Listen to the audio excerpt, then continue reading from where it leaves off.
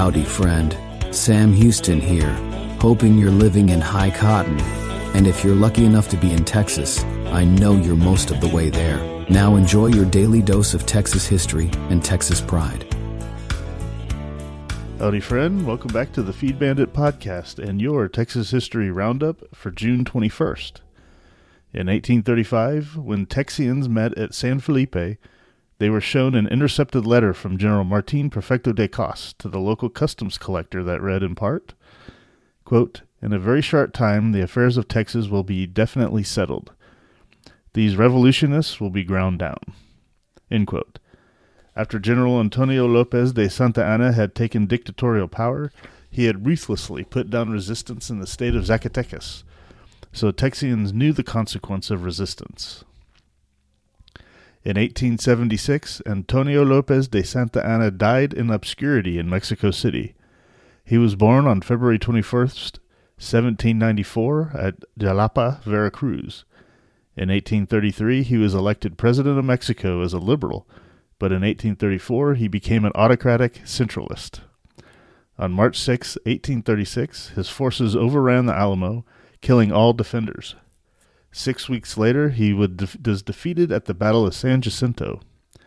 3 years after being released, in 1841, he helped overthrow President Anastasio Bustamante and became Mexico's dictator, but was himself overthrown and exiled in 1845.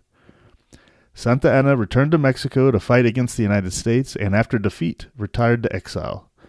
He was recalled by the Centralists in 1853 and became Emperor of Mexico, but was overthrown and exiled in 1855. In 1874, he was allowed to return to Mexico, where he lived in obscurity. A very interesting life.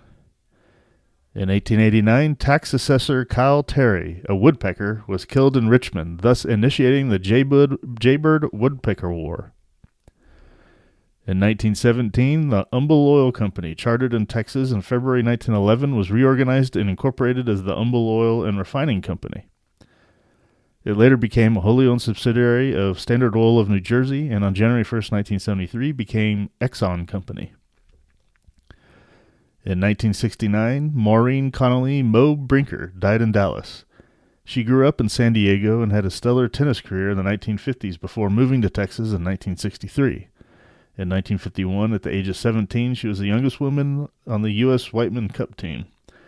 In just 4 years, she won 3 U.S. women's singles titles, 2 French single championships, and 3 consecutive Wimbledons. In 1953, she became the first woman to win the Grand Slam of women's tennis titles, which was the Australian, French, Great Britain, and U.S. Connolly was named the Associated Press Female Athlete of the Year for 3 years in a row. After an injury in 1954, she retired and married Norman Brinker. In 1963, the Brinkers opened the Steak and Ale restaurant chain in Dallas. And I would add, I guess eventually they bought, they bought several other restaurants and made that a gigantic empire. That was really cool. In 1992, Tom Kite won the 1992 U.S. Open on demanding Pebble Beach Golf Course. Kite was born in McKinney in 1949. At UT Austin, he and teammate Ben Crenshaw led the Longhorns to 2 NCAA titles. Kite won 19 PGA Tour events and was the first player to reach the $9 million mark in earnings. He was a member of 7 U.S. Ryder Cup teams and captained the 1997 team. Kite twice won the Varden Trophy for lowest per-round scoring average and was the 1989 PGA Player of the Year. He's a member of the World Golf Hall of Fame. All right, that, my friend, was your Texas History Roundup for June 21st.